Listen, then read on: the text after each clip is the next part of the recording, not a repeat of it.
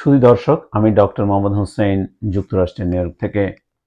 আজকের বিষয়টি হচ্ছে যে ভেজিটেবলগুলো খেলে, যে শাকসবজিগুলো খেলে আপনার প্রচুর পরিমাণে গ্যাস প্রডিউস হয়, সেগুলোকে আপনি বাদ দিয়ে যেগুলো খেলে গ্যাস প্রডিউস কম হবে সেগুলোকে বেছে নিতে হবে। দেখুন, ভেজিটেবল কোনটি খেলে আপনার বেশি গ্যাস প্রডিউস হবে। আর্টিচোক আমেরিকাতে এক ধরনের ফ্রুট ভেজিটেবল, এগুলো খেলে গ্যাস প্রডিউস বেশি হয়।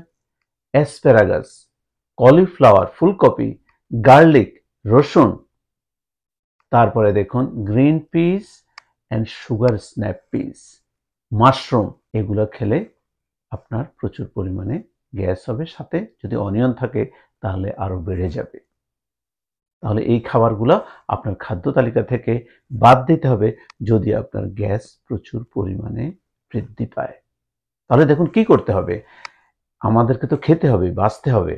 এখন যে খাবারগুলোতে কম গ্যাস প্রডিউস হয় সেগুলোকে আমাদেরকে নিতে হবে। এক নাম্বার হচ্ছে এগ প্ল্যান্ট।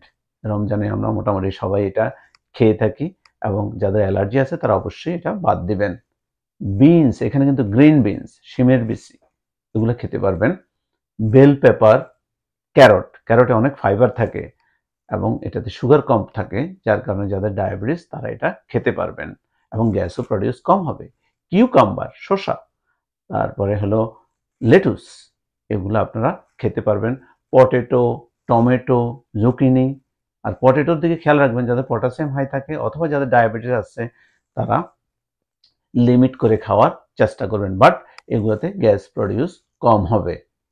তাহলে দেখুন গ্যাস প্রডিউস কোনগুলো হচ্ছে সেগুলো অ্যাভয়েড করবেন, গ্যাস প্রডিউস কোনগুলো কম হচ্ছে সেগুলো আপনি খেতে পারবেন। ভালো থাকবেন, সুস্থ থাকবেন। শীঘ্রই দেখা হবে ডেইরি প্রোডাক্ট নিয়ে।